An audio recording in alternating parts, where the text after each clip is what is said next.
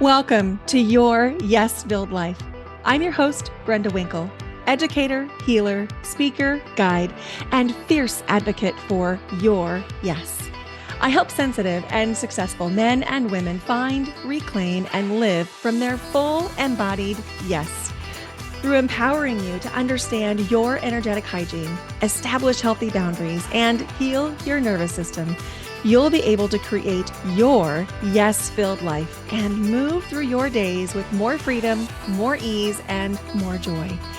You'll hear inspiring stories of people who found their full-bodied yes, thought leaders who pursued their own dreams and are living life on their terms, and learn new ways to find the courage, joy, ease, and freedom to more fully step into your yes-filled life.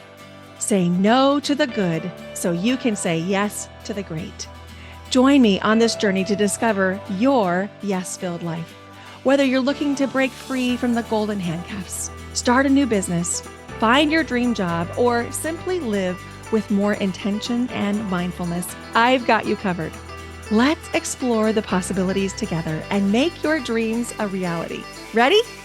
Let's do this. Let's get you to your yes-filled life. Hello and welcome to Your Yes-Filled Life. If this is your first time here, welcome. I'm so glad you're here. If you're coming back for a listen, thank you so much for listening. And I'm so glad you're here. You are welcome here. I take your listenership really seriously, and I want to provide the most compelling, interesting, thoughtful episodes. And so in this episode, I'm going to be answering one of the most commonly asked questions that I get, which is around intuition. How to know when you're having an intuitive hit, how you access intuition, and so much more. So I invited a special guest. She goes by Cece, but her name is Crystal Clenney. And she has a list of certifications and accomplishments literally as long as my arm. I'm going to put her information in the show notes. I invite you to go check out her webpage, especially the About Us page, so that you can learn more about her training and credentials. But let me tell you, she is so well educated in the field of intuition and chakras and energy medicine. It's going to blow your mind. So, I also wanted to create something tangible for you so that you could really sink your teeth into how your intuition shows up for you in your life. So, I created a very special PDF guide called Intuition Tracks. As you'll find out in this episode with Cece, there are 18 tracks of intuition. And so in this free PDF guide, you can get a chance to really study which ones come in most strongly for you. And then there's a page on ways that you can try to access your intuition to really ramp it up so that you can confidently trust your intuitive knowing. To access that free guide, simply go to brendawinkle.com/intuition and it'll be sent immediately to you. Now, let's dive in and meet Cece. Hey, Cece. Hey, hey, what's happening? Oh my gosh, I am so excited for this conversation. I've been looking forward to it for like a month.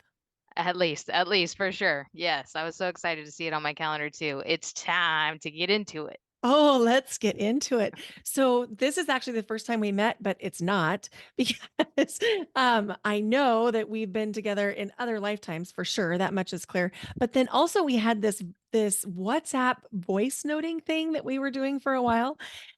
And the connection and the clarity that I felt from you was just like the best.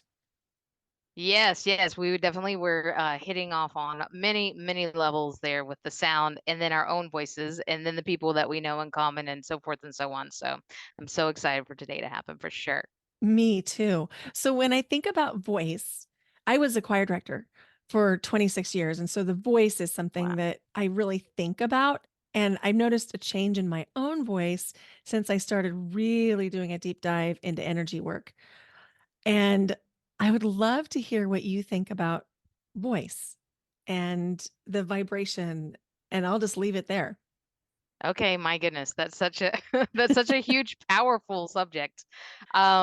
Well, I guess I'll start with my relationship to sound in general, and then maybe work into voice as well. For me, I'm actually partially deaf, 60% loss in this ear, and so I have a whole inquiry around specialties and the accommodation that the body will do to make up for losses and deficiencies in other places and stuff like that, because I feel like for my own self that I'm very sound sensitive. And so there was a long time that I work on a lot of computers and technology every day in my other life. And there was a long time that I lived a muted life, but Mm. I didn't really know.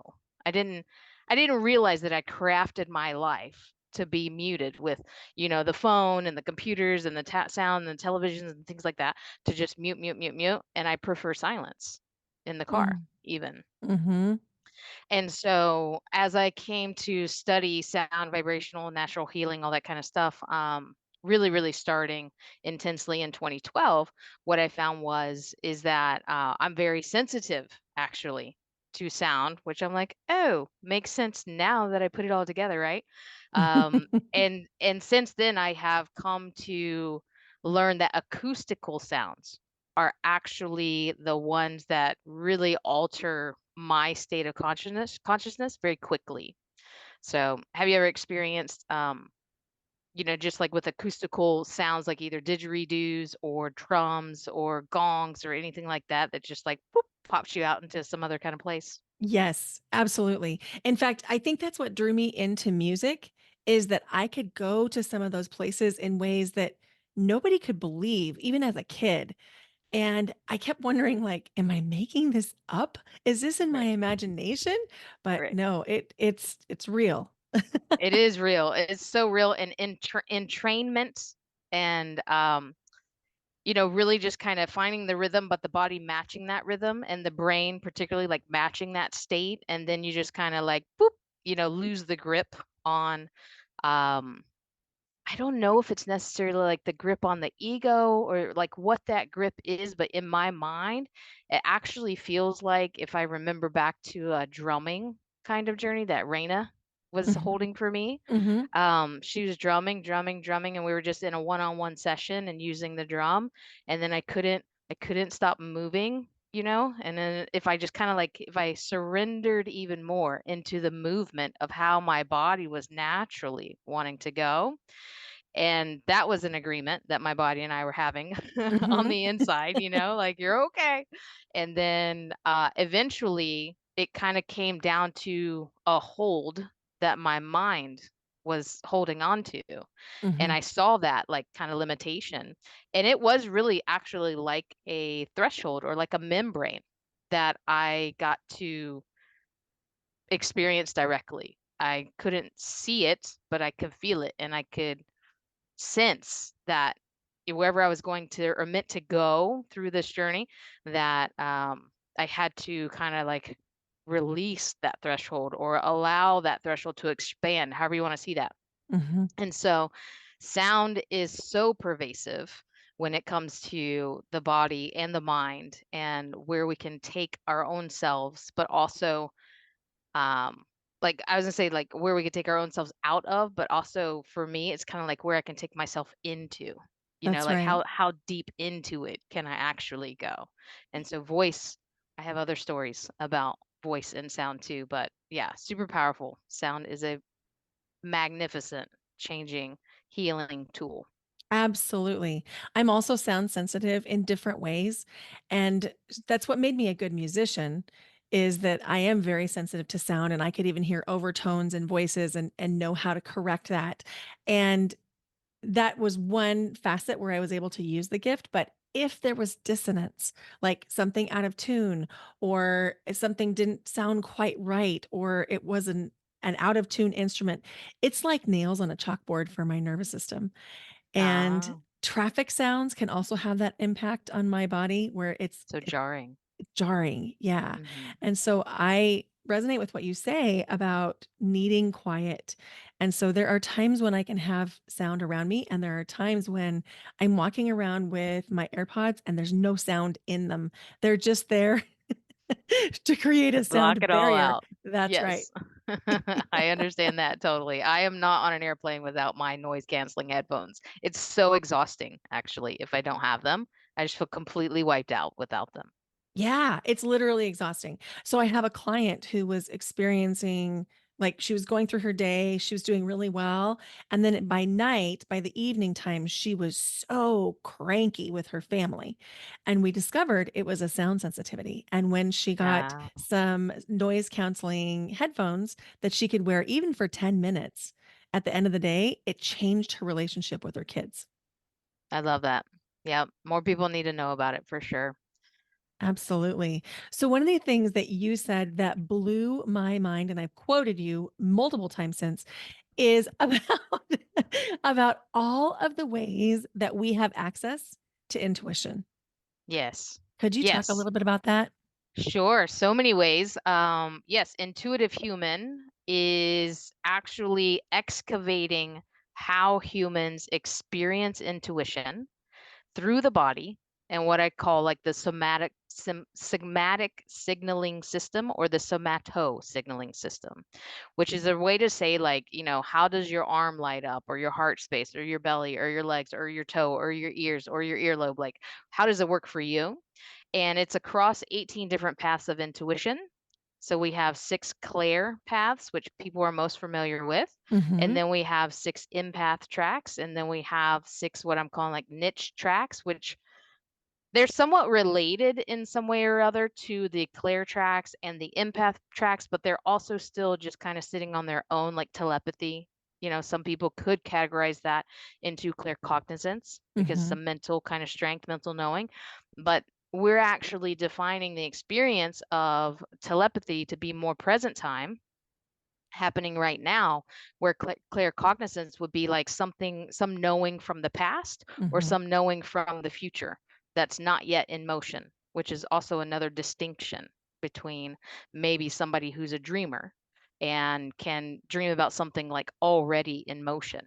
So we're kind of associating those. It's a 666, so there's 18 different tracks of the Mhm. intuitions altogether, and then being able to associate the feeling based experience of intuition into those tracks, as well as tying in energy psychology, your energetic blueprint or imprint, if you will. Like, how do you carry yourself during the day? Where is the energy stuck or built up or flowing or loose and things of that nature? So it's quite fascinating. It is. So for the listener who has heard of the clairs, but it doesn't know what they are, can you remind us what the 6 clairs are? Yes, let me see if I can remember them all. So, claircognizance is the mental knowing, Mhm. clairsentience is the feeling based knowing, clairaudience is the hearing based knowing. And I need my fingers because I'm always like, I'm Claire, counting with you. clairgustance is the taste. You can actually taste things, and I can talk about all of these as we need. Um, clairalience is the smelling, and some people call that something different. They could call it clairalience, ALIENCE, or clairolfactory, Mhm. which that's also another familiar term for the smelling. And then which one did I miss? Clairvoyance? Is that six Mhm. now?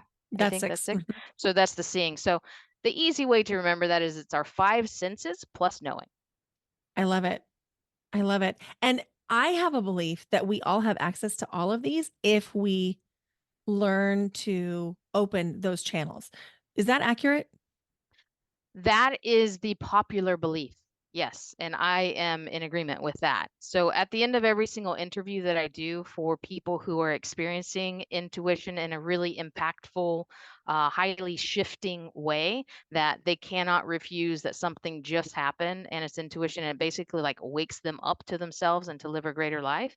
I always ask at the end of those interviews, do you feel like intuition is reserved for special magical people, or can Mhm. anybody do it, be it, or have it? And so far, most everybody says yes, anybody can do it, have it, or be it. I love it. The one that I have not developed yet is taste. Okay. Yeah. Yeah. So taste and smell so far, and from the research that I've done, are the least frequent of them all. And I haven't quite figured out what that's about yet, but that's also why, I'm doing this work as well, is to kind of, find these trends and patterns, because the engineer side of me can't help herself. I must understand more across all the tracks. But yes, the smelling and the tasting are the least frequent. And I've even interviewed people who don't have, like, they weren't born with the sense, not even just like post COVID or something, like it went away. They Mhm. just weren't born with the sense of smelling or tasting, but yet they have a gift in that area of smelling or tasting, which is kind of like, I have a deficiency in hearing, but yet I can actually hear in the sixth sense, right? I have Mhm. clear Mhm. audience. I can hear, like, I mean, there was a message that said intuitive human will be the work you do in the world. And it was just like somebody was talking to me. And I was like, who's that?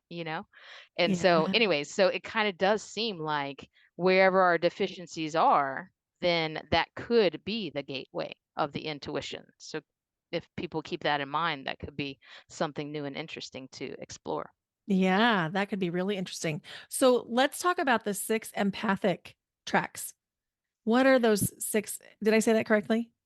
Empath, yeah, Yeah, empath. okay. Well, you can say like you are empathic, Mhm. right? That's kind of like the actionable word of it.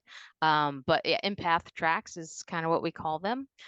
So the 6 empath tracks that we are tracking for intuitive human are the physical empath, an emotional empath, an animal communicator, animal empath, and the plants, which is flora, animals, fauna, if you want to know, and then medical empath, right? So medical intuition, basically, as well as geomantic. So the geomantic is a land-based kind of empath.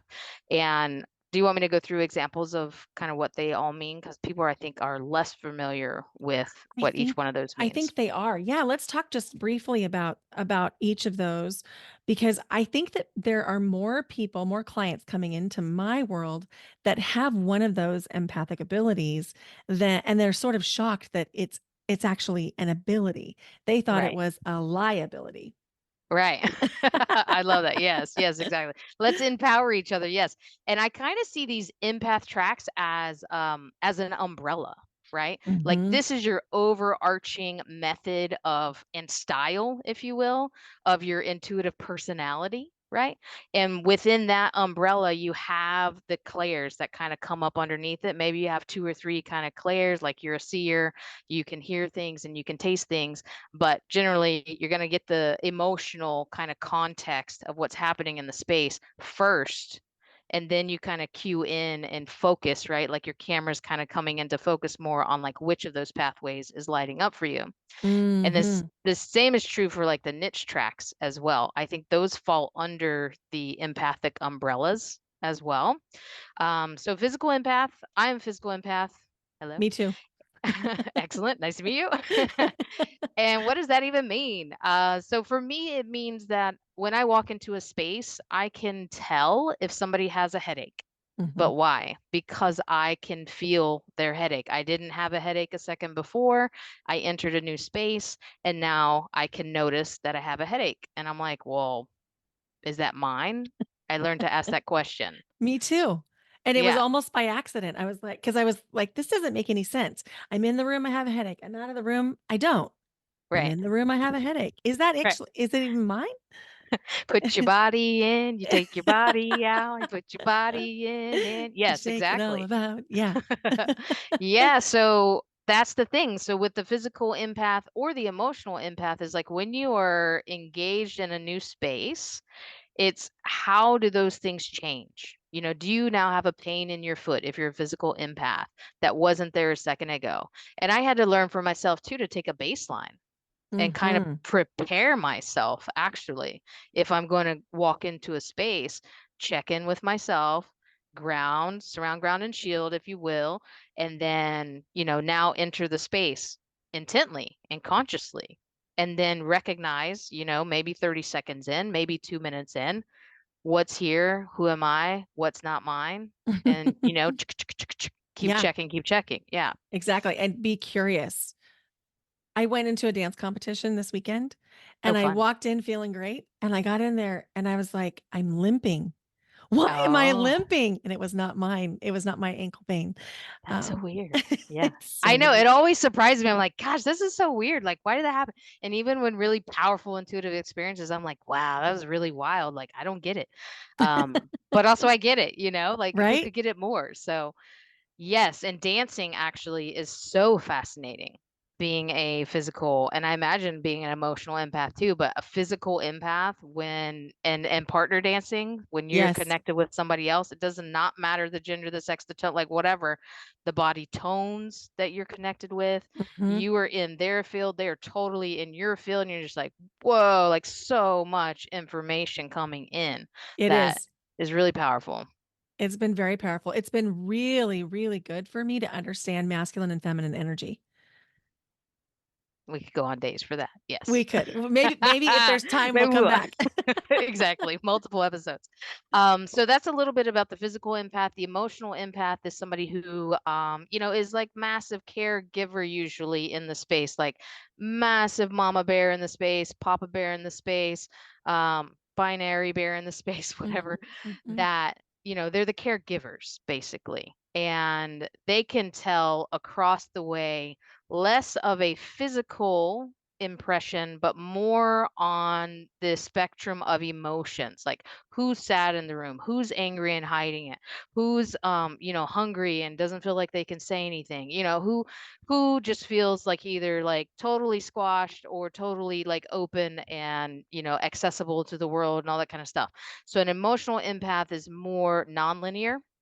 I would also say a physical empath is more structured in nature, which is just another framework that you can use to understand, logically or left brain versus right brain kind of abilities and stuff. So emotional would Mhm. be more of the right brain.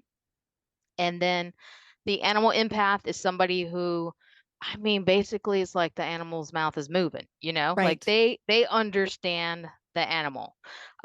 And it could be particular animals or it could be, the animal kingdom, but it is usually, like, oh, I'm in touch with, I don't know, wildcats, like actual lions and stuff like that, not domestic cats.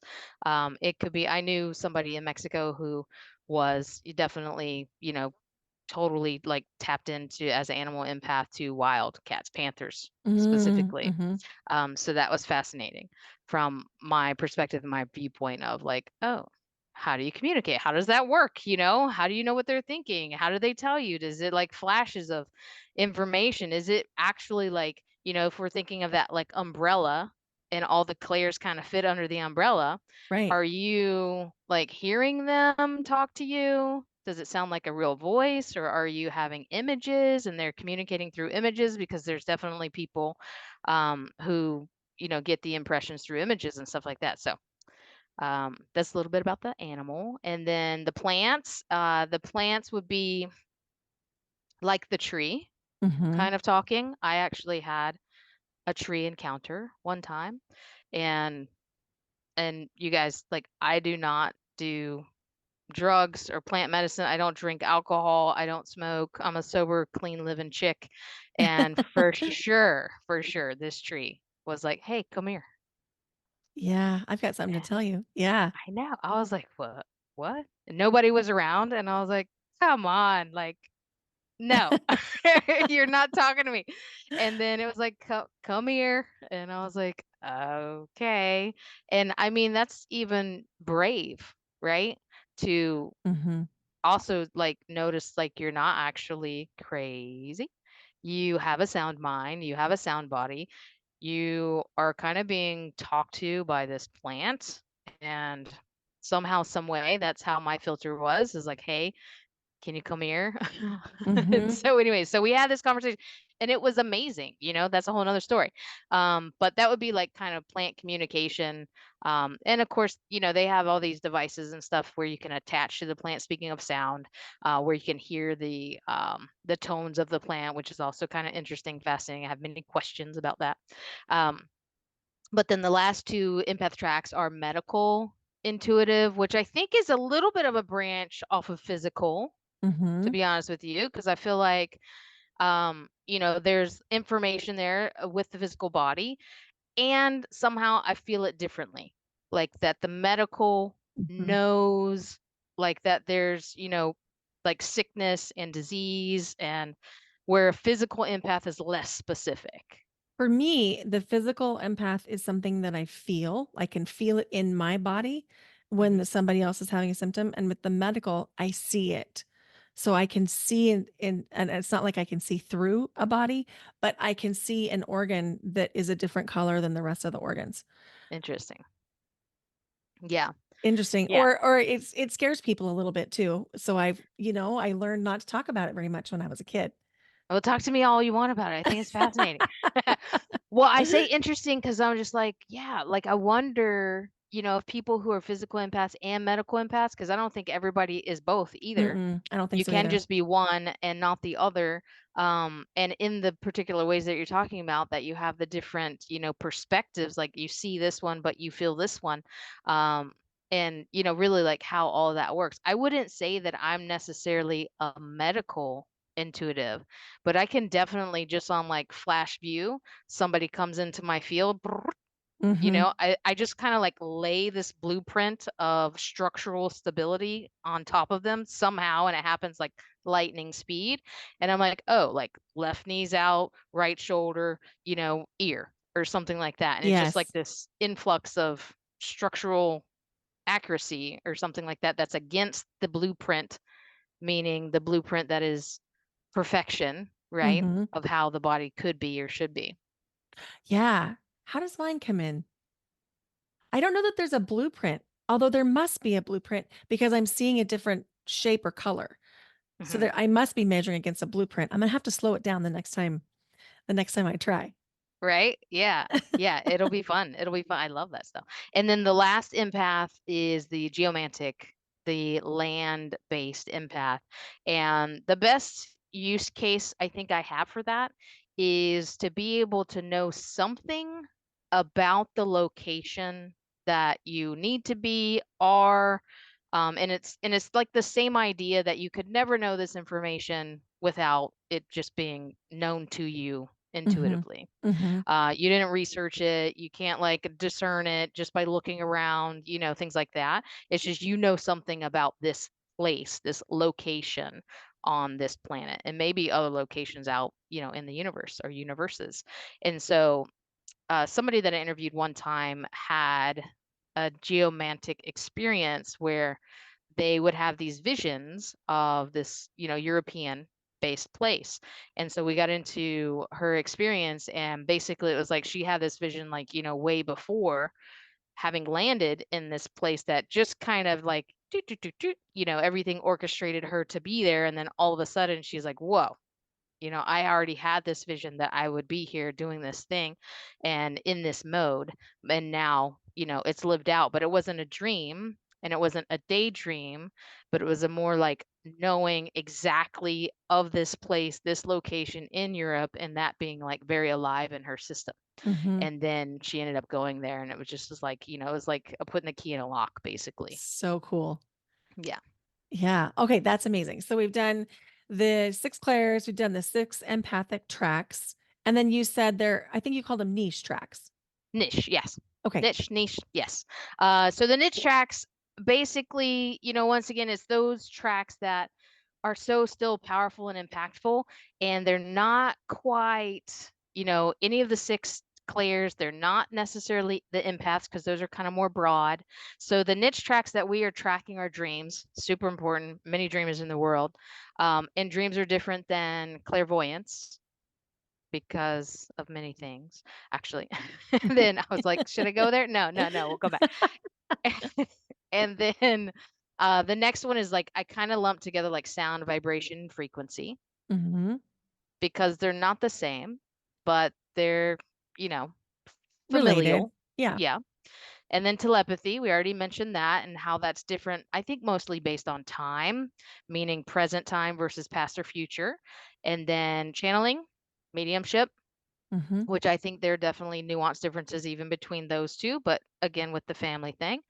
And they are popular, right? These are also the more popular experiences too, that don't fall into the other two categories. And then the other one that I just feel like is so fascinating and so like intuitively linked and life changing are the three different kinds of death experiences. So we have near death experience, we have a fear death experience, and then we have a share death Oh, I'm experience. not familiar with share death experience.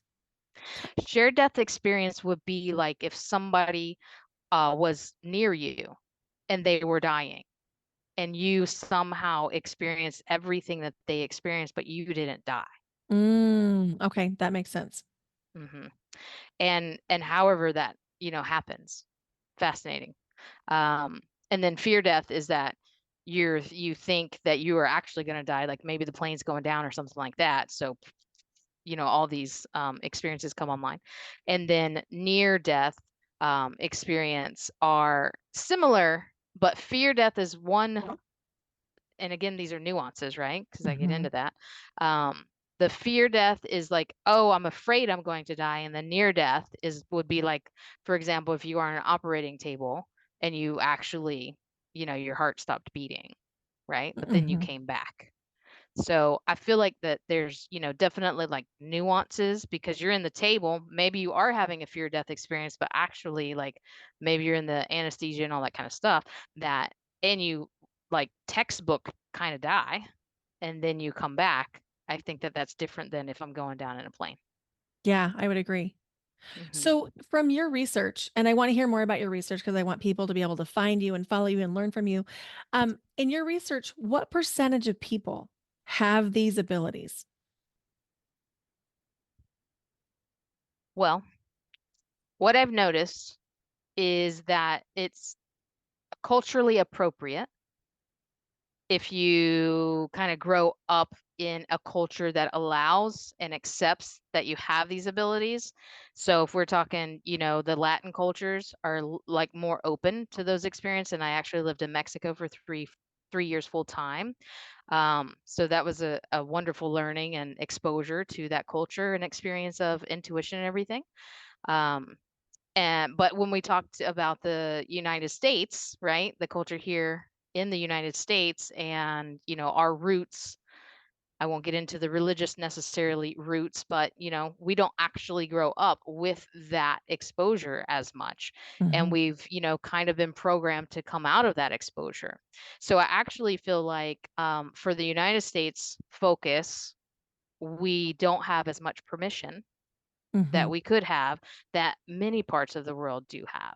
Now, I'm not so sure about Europe, you know, but definitely Latin cultures, um, Asian cultures, mhm. accept it. And I would love actually to go around the world and have the experience of interviewing all kinds of people all over the world with this kind of stuff. And before COVID, I had that plan. I was going to London, I was going to Italy, I was going to, you know, plant myself over in New Zealand and interview some of those cultures as well, just to kind of get that feel for like how are they experiencing intuition in these tracks or more? Are other ones more prevalent for them, et cetera, and just really be able to kind of open up this work and go deep kind of worldwide and then bring it Oh, back.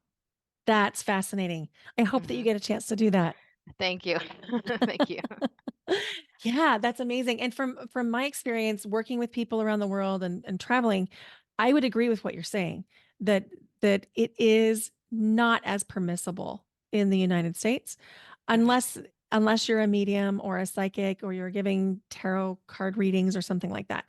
And so I feel like that's only one tiny slice of the pie. Exactly. And that there are so many people out there with abilities that they just need someone to train and teach, and that's part of my mission in the world is to help those people learn to harness their gifts. Yes. Yes, and just, being able to recognize how it's speaking. So Mhm, I feel like, the conversation of intuition is age old, right? Like this is not new territory, but the way that people are necessarily experiencing them could be more broad, right? It could be more broad, meaning like accessible and available to people to say like, hey, this person, and that's kind of how I group my YouTube channel and stuff is like, hey, if I want to learn about clairvoyance and how people are experiencing vision, let me listen to this, and this, and this, and this episode because they're talking about clairvoyance. And they're not just talking about clairvoyance in the sense of a vague kind of concept, right? We're talking about clairvoyance in like, slow it down. Let's get into the details of it. And yes, my episodes are like 25 minutes, maybe some of them are 35 minutes, but it's because we are actually recalling the experience. And to do that, you got to get into state, you know? Right. You have to shift your mind, kind of like that threshold thing I was talking about in the beginning, to be able to get back into that state to reference like how that was happening for you. And time stops in those Mhm, places. Like it's mhm. really kind of tough to describe when you have a really powerful experience. And for somebody to be able to share that sacred space, right? It's also very private, very sacred. And there's a trust building, and there's a lot of human dynamics happening in these interviews too, to even be able to be vulnerable in these ways to share these stories. That's amazing. What is your YouTube channel? YouTube channel is Intuitive Human. All right. And so I'll Yeah, put the link to that in the show notes as well so people can go check it out perfect. because I think the thing that I have noticed and I'm going to reveal a bias and I know that it's a bias and I don't know if that makes it better or worse, but I feel like in the United States that overall society does not want us thinking for ourselves. And that if we were to really tap into our intuition, into our inner knowing, and do the things that are right for us, it might be trickier to govern the way that we are governed and to educate the way we are educated. And so, I feel like I'm a little bit of a disruptor doing the things that I'm doing. And I'm okay with that. Uh, but, I just feel like if people can tap into their own intuition, they live so much richer, fulfilled lives because when Yes. they tap into their intuition, they're doing the things that are right for them. Yes. And that's kind of one of the things that I think is, I know it inherently, as, people living lives intuitively and really valuing that aspect, that I have found from a marketing perspective and like reaching people who are not quite on the same boat yet, right? Who Mhm, value intuition in the same way, is really being able to put into language, right? That matters, and that is relatable and accessible, like why this is so important. Where, I was 25 when I had my first experience, and I haven't even looked back. Like it completely turned me upside down, inside out, all the way around, and changed exactly who I thought I was into who I'm meant to be. mm, mhm. And to be able to actually like quantify what does that mean in a level of um, popular satisfaction, we could say, is hard to do actually. So Yeah. if I can, from a marketing message, and like, oh, how do I get people to respond that intuitive human is important and everybody really actually needs it, it's at least in this country, the United States, that it's um it's definitely difficult to put the context in there for why they need that, except for the most deepest level of satisfaction when you were in orchestration with the universe, Mhm. right? Like you were plugged into the universal program that you could never imagine all the things that come for you when you were tapped in, That's instead of right. like what you think you should be doing, which this is the programming that we do, right? Right. You have to know all the steps before you can even take one is the programming. And Yeah. the universe work says, here's one. Have Yep. fun. I'm going to Yep. show you the next one when you're ready. And guess what? It's just your perfect right size too. All you have to do is step. That's it. That's it. Yeah. But it's Yeah. so scary for people. And you know what? I get caught in it too, where I know what the next step to take is, but that human part of me doesn't see any more steps beyond that. And so Right. sometimes I'm like, oof, Right. this feels away. Should I Yeah. really leap? Right. Yeah. And And I I remember in my energy psychology training, that was the it was really interesting because that was the I guess the most shy step, that I was like, what if I'm wrong? You know, mm, when I was working with people. So for me, because I like to, be accurate, I have some precision in my makeup. Um, but for me, it was like, well, the impressions, right? You step on that first little lily pad there because it shows up for you in the fog, Mhm. That's right? The right. fog of life, the fog of like working with people, the fog of, making a decision on your business, like whatever it is. Which also sounds, very straightforward, but also it's risky. Like you don't know what's around that lily pad. You know what I'm saying? Like we're in Florida right now and there could be a gator there. We don't know. But it's really like being able in that context of working with somebody, meaning like energy healing or intuitive, whatever, that you notice something in the space Mhm. and you get to recognize that that thing showed up. And it's Right. like the onion, right? You're kind of peeling the onion layer. Oh, I Mhm. see you. Will you show me more? That's And right. it does. Like pretty naturally, it does. Once you kind of name what's in the space and what's alive, and that's the piece it took me years actually Me to too. understand and really get in my body that if I just was able to honor what was being shown to me, but with my words or with my actions. Like one time I was in a session and the impression that I was getting, I don't even know how I got it. It wasn't like a picture, it was more like a feeling. And it was just as like, do this. Never ever in my life have I done that, Mhm. And Mhm. I'm like, okay, I'll do that, even though I have no understanding and no basis of reference for it. I did it. And then that actually led into, for this being, that it was something that they used to have done when they were like a baby. And then that brought on all this grief and all this pain. And, all this stuff came because I honored what was alive in the space. That's right. It takes so much trust in ourselves and trust in the energy that's coming through. And I had to learn it when I was being trained to be an oracle card reader. And so I was practicing what they called the blah method, meaning Mhm. if it comes in your mind, you have to spit it out. You don't Right. get to hold on to anything. You don't get to decide what the clients get to hear. And so I practiced it and sometimes it hit, sometimes it didn't, but they would always come back if it didn't hit and say, "Oh, I didn't know it at the time, Mhm. but this thing happened." I was listening to, a recording from 2016 on my phone this week from a psychic medium who had done a reading for me, and I had forgotten that I recorded it.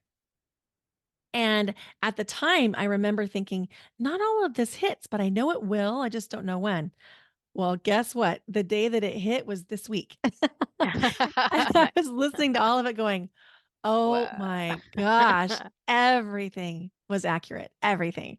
It Isn't just that took a few amazing? years to fall into place. Yeah. Yeah, that's so beautiful. I do think that people have like people who are channelers or who can see, right? Mediumship or kind of prophets too, if you will, people who can actually see, like real seers into the future, whatever. That I think that, speaking of time, that doesn't really exist, but I had a business psychic that I was working with for a little while, and he was very good, is very good. And his predictions would be about 12 to 18 months in the future, you know, Mm, mhm. just far enough that I was like, what's this dude talking about?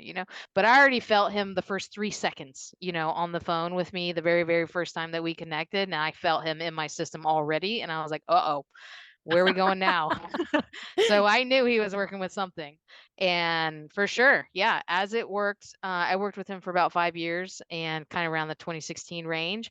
And for sure, he was consistently about 12 to 18 months in advance of like real time right now, that I thought was really fascinating. So I have a curiosity, many hypotheses, if you will, of wondering like, oh, people, people who can predict things like that, and do they see them in motion and stuff like that? But like, are there people who can only see about like 6 months from now?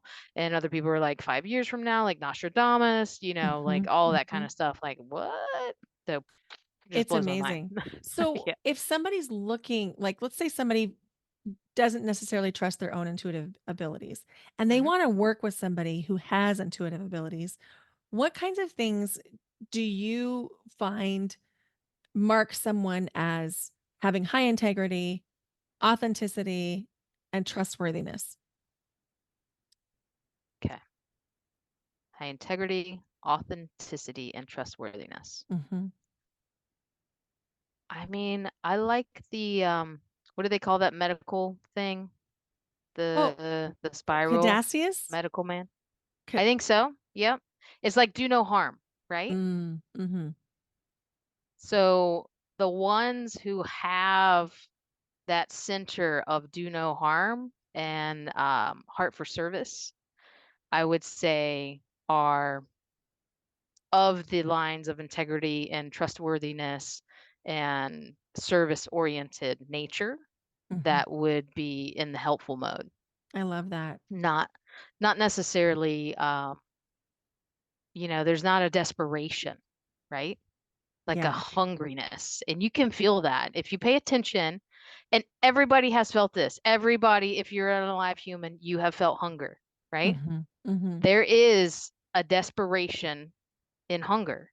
And I love my beautiful friend in Boulder, who I have been so many years, kind of we dance with the nuances in experience and the human experience. So it's like, we've kind of dissected like from a capacity or energetic capacity and a frequency based perspective, like what does desire feel like?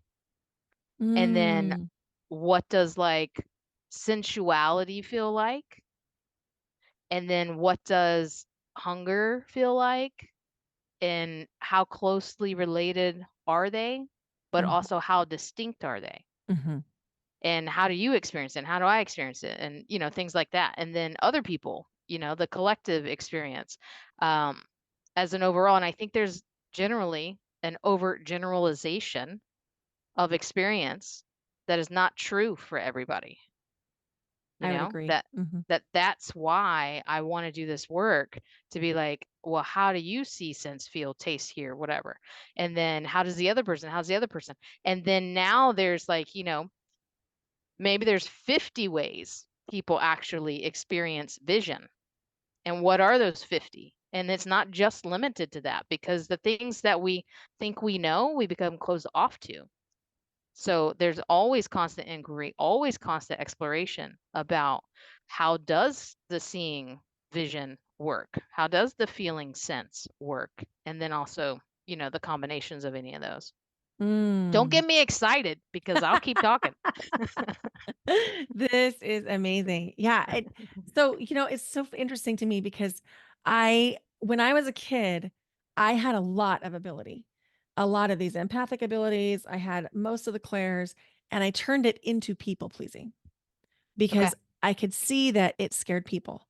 And so I, instead of ever having a conversation around it, I would just do or say what I knew or felt they needed. Right. And it wasn't until I was in my 30s that I realized these are actually abilities if I maintain my own sovereignty, which required some nervous system healing and inner child healing and all those things. And so my big aha moment came, like probably I was 36 or 37 Okay. and was like, whoa, this is all here for us if we're willing to just get curious and be still. Yes. And I'm wondering, I mean, for me, sometimes things will drop in even if I'm not still. They'll just drop in because they're that strong. But Right. what's the correlation between being in stillness and being in quiet and accessing our intuitive gifts? Excellent question. I think, well, a few things. Number one, just because stillness works for me, I cannot assume that stillness works for everybody, Mhm. because my frequency is kind of like low and wide. I'm like the grounded person in the room. I am playful and, a little jokery, but I'm the grounded one. And I kind of am just like pretty even keeled. I can get excitable, but even my friends are like, Cece, are you excited? And I'm like, yeah. And they're like, well, you don't look excited. I'm like, my freaking heart's about to jump out of my chest. I'm excited. But because I'm not so actionable, right? They don't really understand that I'm excited. Mhm. So I feel like maybe stillness isn't actually right for everybody. It is for me, and I prefer that. But just like, I know ADHD people in my life that stillness, they can't handle it, you know? And they operate on a really tight, high frequency, right? Mhm. Which I'm just Mhm. like, oh my, like, I love you so much. And I can't, I can't be with that all the time. I need to have a break because I got to get with my low wide thing. And so I feel like having access to the path or road or pipes or whatever you want to call them of intuition can be different for people who have different makeups, Mhm. actually. And so for some people it's in stillness, and maybe for half the people it's in stillness, something like that. But then for the other half of the people, it's in like movement, and it's in Mhm. action, and it's in, like having all kinds of information happening all at once, and they are just masterful at like putting it where it needs to be. So from my perspective, I have to say I don't know exactly how other people access it. I know exactly how I access it. And other people who may be similar to me in energetic and in intuitive gifts probably operate in the same operandi, right? Right? The modus operandi. But other people who are those faster kind of higher frequencies, it's like, oh, how does it work for you? And I want to understand that more. And then people who are the animal empaths, that maybe they're in between, they're not so wide and slow, and they're not super super tight, they're somewhere else on the frequency spectrum, right? And it's like, oh, well, do they need moderate stillness, you know Mm, mhm. and kind of like that. So it's like, I feel like we all do it differently, and I totally honor that in everybody, and am so curious, exactly, for sure. Like, hey, how does it work for you? And if they don't know, then what I love helping them do is figure it out. 'Cause I Mm. don't know either, but I have coaching, I have methods, I have questions, I have inquiry, I have analytical skills, I have, ways to open you up to learn and discover. Like, that's actually what I love doing, because when I got into this work, I was like, man, do I want to be like a healer or something? You know? And so I studied all this stuff, and then I was like, oh, uh, I don't think I can handle that, actually, because I get really sad when I'm working with somebody who's like in a super sad. I can feel all their stuff, Mm, and I'm mhm. just like, whoa, like that's too much, like too much trauma information. That, yes, I had to go through my own healing journey and everything, and I have hosted retreats with hundreds of people and supported them in group healing and individual healing. I've done all of that and super informed about how that works. And also, like, no, that's not actually the work that I want to do in the world. I want to help people wake up to their intuition Mm. I love and everything about how it this. works. Yeah, Everything about this. So yeah. I've noticed for me that there's certain kinds of things that I can access through stillness, but a lot of what I access is in my movement. So I'm very frequently moving my hands. Um, I'm very Kinesthetic. frequently, yeah, kinesthetic. I'm, Yeah, rocking back and forth most of the yeah, time. exactly. Sitting in a room for a day is like torture for Exactly. me. Totally. I know. I hear you. I hear you. Donnie Epstein has his what is it? Concept, behavior, and he's got three. What is his stuff? Concept. One's a neutral, one's like a power amplifier, and one's a drain. And Okay. it's basically like, do you need to think about it? Do you need to act on it? So thinking is knowing, acting, and then what's the other one? Would it be like a movement based something? Well, that would be action. Okay. Yep, because I'm action also. Um, let me write it down. Hold on. Thinking, because I'm like, is that the same as knowing? And then action oriented, which is behavior. Haven't thought about his stuff in a little while. Um, thinking, knowing, action. Oh my God. It's like one you have a script, one you have a plan, and maybe like planner. I could probably just explain it. I don't remember what he calls it, but basically it's like For me, I'm action oriented first. Like, I don't need a plan. If I just go do it, I will be Same. informed, you know? My body will tell me. Like, I gotta just hit it and go. Um, but I also kind of neutral. I stay in a strategy, like a plan. And then if I have to sit and think about it all the time, I will be immobilized. Oh, like I feel the room closing in on me when you just talk about planning it. Yeah. I Yeah. You're not a planner. Got I'm the it. same way. I'm like, let's go do, and we'll figure Hmm. it out as we go. And we'll Yeah. have like a base plan, like what city we're in. Right. That can be the base plan. Guidelines loose. Loose guidelines, but please do not give me an itinerary with an hour Right. by hour playbook. Right. That's awesome. Yeah, so I think it's like concept prime, um, and then action or behavior prime, and one's a prime, one's a drain, and one's a neutral, and then there's like the planning one. And so if you just think about it, that's the concept one. I suck at that. I can't. Like if I just think about something, I get nowhere fast. That's not my thing. And then if I just get up and go do it, I'll totally figure it out.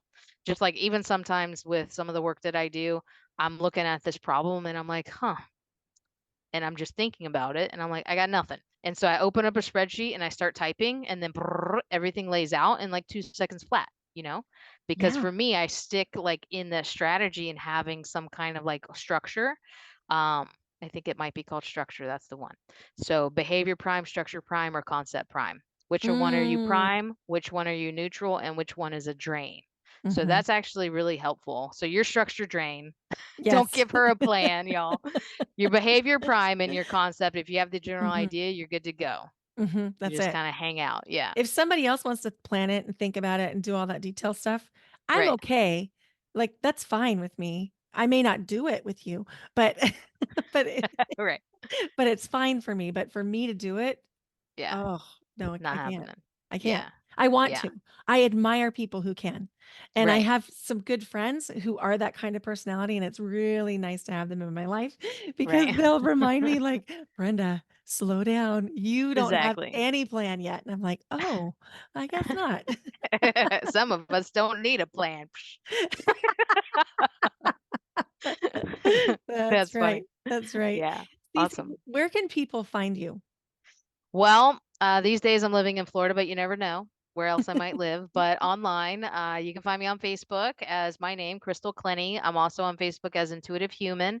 We have a community there as well. And then I am on Instagram, which is operable, but it's not my main one. So mostly Facebook. And then, of course, anytime we get the interviews, they're out on YouTube as well.